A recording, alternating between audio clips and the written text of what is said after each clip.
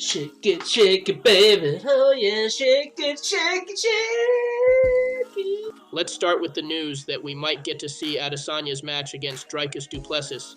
The UFC just announced that they're going to have two big events in Australia. Even though they haven't said which fights will be on the card yet, Fox Sports says there's a lot of talk about a big match between Dricus Du Plessis and Adesanya.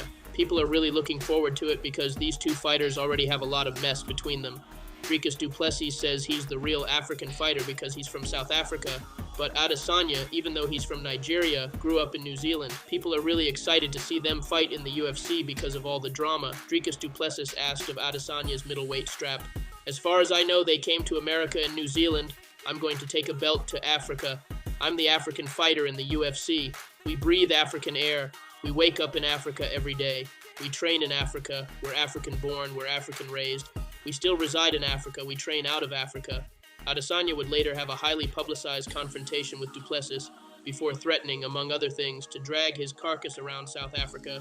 We might have the chance to watch this fight in Australia at the UFC 305 event, but there hasn't been any confirmation report yet. Let's see what happens next. Sean Strickland expressed that he can leave the UFC. Sean expressed frustration with the UFC. He wants a rematch with Dricus Du Plessis, but feels the UFC isn't giving it to him. He thinks he was treated unfairly in a previous fight and believes he deserves a rematch like anyone else would get. He's frustrated and considering switching to boxing if he doesn't get what he wants from the UFC. In response to someone saying, "We all want to see it happen," Sean replied, "You know, man, I'm not climbing that ladder again. If that isn't it for me, I don't know. Boxing." This indicates Sean's frustration with the idea of going through the UFC ranking system again and suggests he might consider pursuing boxing if things don't work out for him in the UFC. Igor Severino receiving death threats after infamous biting incident. Severino breaks his silence for the first time since the notorious biting incident, disclosing that his family has been receiving death threats.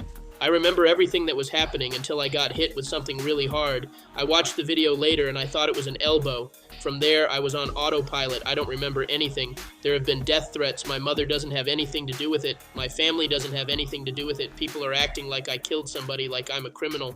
What I did was wrong, but it was far from a crime. They're treating me like I'm the worst person in the world. I had my mother call me nervous, crying about people threatening her and saying all kinds of stuff to her and about her. I had to try to calm her down and tell her everything is going to be okay. But how is everything going to be okay?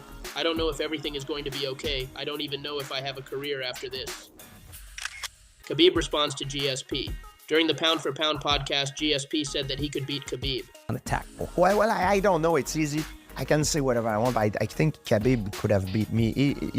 I'm not saying I would have beat Khabib all the time. I was confident enough to take that fight that I was thinking that if I take that fight, I'm gonna beat him that day, at that particular place, at that particular, that doesn't mean I will beat him all the time, but I was confident, but maybe I'm wrong. I think I would have beat him because in a way that I was going, if he would have come to put pressure on me, I would have put him down.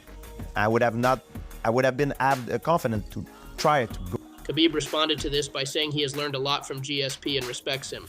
Khabib said, "I learned from this guy a lot. Even hearing him talk about me is so interesting.